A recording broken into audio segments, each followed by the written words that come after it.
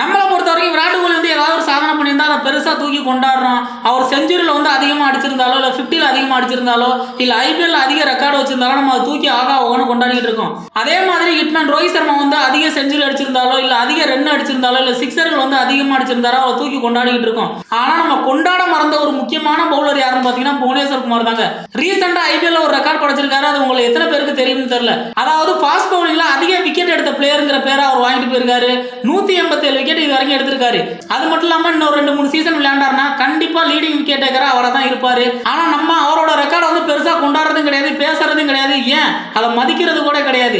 அந்த அளவுக்கு வந்து நம்ம ஒன்லி பேட்ஸ்மேன் மட்டும் தூக்கி கொண்டாடிட்டு இருக்கோம். இந்த மாதிரி பவுலர்கள் வந்து பெருசா பேசுறது இல்ல.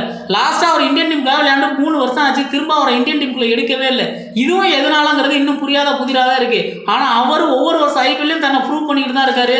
நீங்க புவியோட ரெக்கார்டை பத்தி என்ன நினைக்கிறீங்க? அவர் மறுபடியும் இந்தியன் டீம்ல வந்து விளையாடலாமா என்னங்கிறத கமெண்ட் செக்ஷன்ல பதிவு பண்ணுங்க. பாய் பாய்.